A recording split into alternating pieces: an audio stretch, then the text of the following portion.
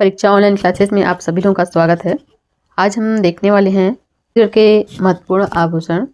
इनमें कुछ को हम डिटेल से पढ़ेंगे जो थोड़ा नया है, और देखेंगे कि किस किस अंकों में कौन कौन से आभूषण को धारण किया जाता है। सबसे पहले देखें तो पैर में पहना जाता है तोड़ा, चांदी का होता है। पैरी पैजन चांदी, यहाँ पर कांसे का दिया हुआ है लेकिन ये भी आपके चांदी का होता है। अच्छा, सांटी, झांझ, और उसी को एक सांटी कहा जाता है, उसी को सांटी है। कई बार शब्दों के उच्चारण में अंतर होता है तो दोनों को आप याद रखेंगे, सांटी या से सांटी।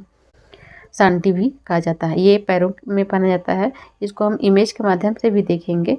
पहले हम एक बार नाम को देख लेते हैं, फिर इमेज में देखेंगे तो ये आसानी से हमको याद हो जाएगा। पैर की उंगली में पहना जाता है बिछुआ, चुटकी। हाथ में पहना जाता है ऐंठी और गोल, या इसी में आता है आपका कंगन को ही कहा जाता है कड़ा। टरकौला, ये नया है, इसको याद रखेंगे। टरकौला चांदी का बना होता है। कंगन, उस कड़ा चोटी की तरह गूथा हुआ, और पट्टा चांदी के प्लेन प्लेट में रहता है। इसको याद रखेंगे ना, कन्फ्यूजन करता है। एक चोटी की तरह एक गूथा हुआ रहता है, इसमें कुछ इस तरीके से डिजाइन में रहते हैं, अलग अलग डिजाइन बने रहते हैं। और एक रहता है पट्टा, ये सिंपल ऐसे डिजाइन रहेगा। तो इसमें ये हाथ में ही पहने जाते हैं लेकिन इसमें थोड़ा सा अंतर होता है। ककनी, हरिया सोने या चांदी का ककनी को ही कहा जाता है हर रया। कान में तरकी सोने का, झुमका, ढार, खिनवा। ये खिनवा में कई बार कन्फ्यूजन होता है।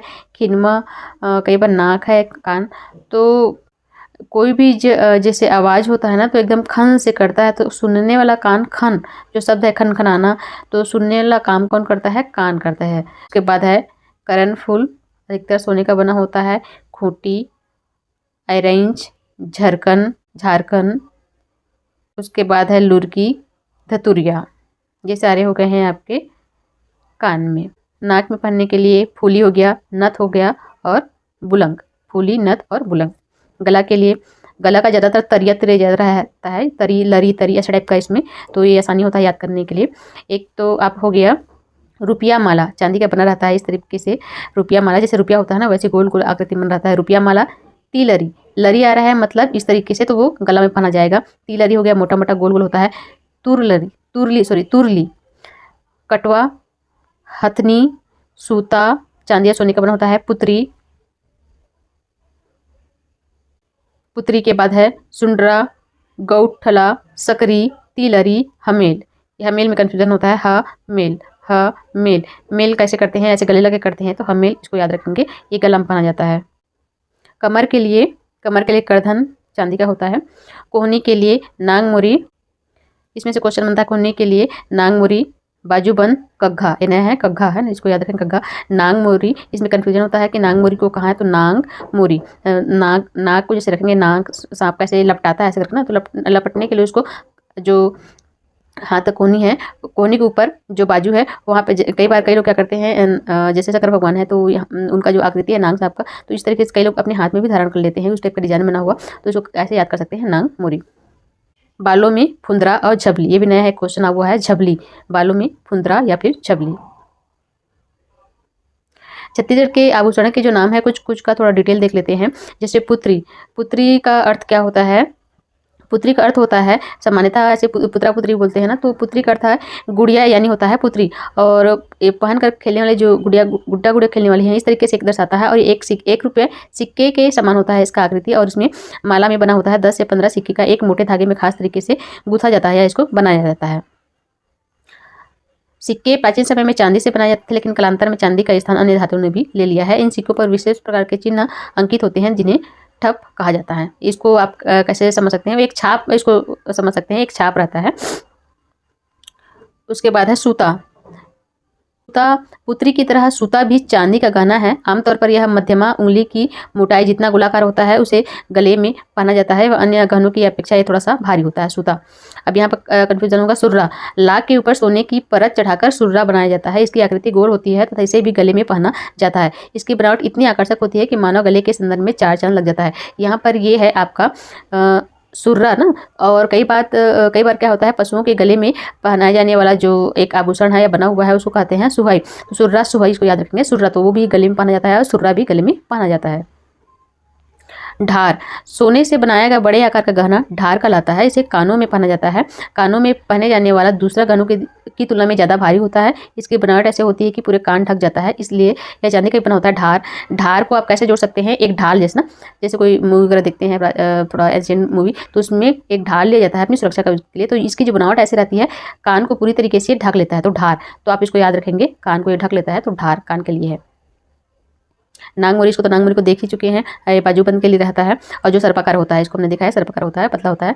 नागमोरी दोनों बाहों में पहना जाता है, चांदी का होता है। ऐसे नागमोरी इसकी बनावट के कारण है जो कि सर्पाकार होता है या पतला मोटे में 2-2.5 इंच का बना होता है। उसके बाद ऐंठी, कंगन की तरह कलाइयों में पहने जाने वाला तथा चांदी से बना हुआ गहना होता है ऐंठी। ऐंठी शब्द ऐंठन से बना है जिसका अर्थ है गूंथना। दो धागों को आपस में मिलाकर ऐंठनी गूंथने जैसी आकृति बनती है। इसको पहले देखे हैं, जैसे एक चूड़ी जैसा ही रहता है, लेकिन इसमें अगर किसी के यहाँ अगर उनकी दादी करीब होंगी या कोई जो थोड़ा सीनियर सिटीजन होंगे वो लोग ज़्यादातर पहनते थे इस तरीके से। जैसे हम बेड़नी गूंथते हैं ना, अपने चोटी को बनाते हैं, उस तरीके से ये बना रहता है, इसलिए इसको ऐंठन रहता है, इसलिए इसको ऐंठी भी कहते हैं।